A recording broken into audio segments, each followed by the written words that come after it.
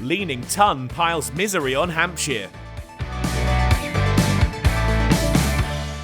Kent landed a telling blow in Hampshire's hunt for the LV County Championship. The title chasers skittled for 57, their lowest total since 1984. Quinn with 6 for 23 in the rout of the hosts, but Kent had lost 3 wickets in their second innings, resuming with a lead of 128. Tawanda Mayeye was joined by Daniel Bell-Drummond at the start of the second day at the Aegeus Bowl, and the 4th wicket pair coped much better than their side had so far, pushing the score on past 50. But Kyle Abbott wouldn't be denied for too long. Mayeye pinned in front for 39.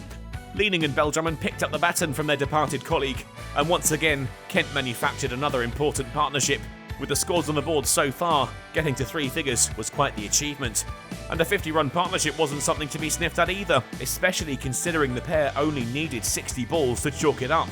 Bell-Drummond would miss out on his 50, stumps all askew when he was bowled by Fuller for 40. Robinson joined captain Leaning, the 6th wicket pair pushed the lead on together.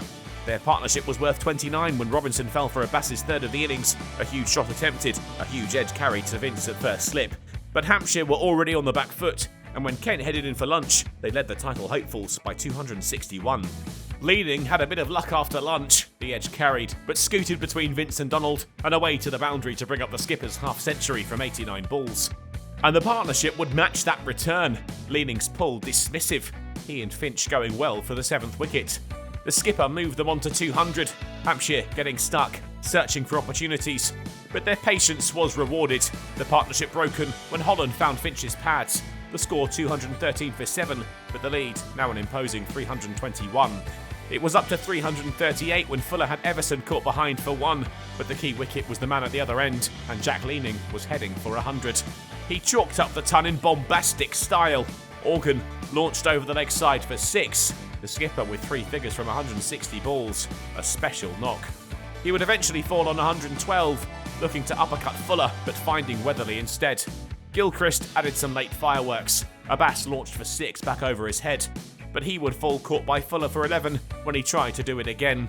Kent all out for 269, the target for Hampshire to keep their championship dreams alive, a tricky 377. After 23 wickets had tumbled on day 1, you'd be forgiven for thinking that this one might have been wrapped up already, but Kent had shown that there were runs out there to be had. Leaning excellent with a match leading 112, Abbas the pick of the bowlers with 4 for 68.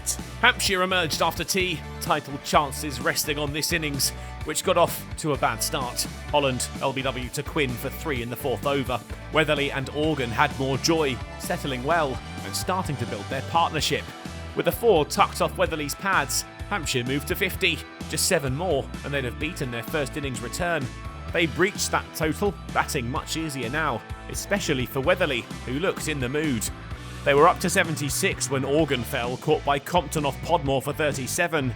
Kent spotted a gap in the armour, night watchman Barker out caught by Mayeye off Gilchrist. And Gubbins made it 4, bowled by Quinn, Kent in dreamland. But they hadn't managed to remove Weatherly, and with a defiant push down the ground for 4, he moved to 50 from 94 balls and ticked the scoreboard into triple figures.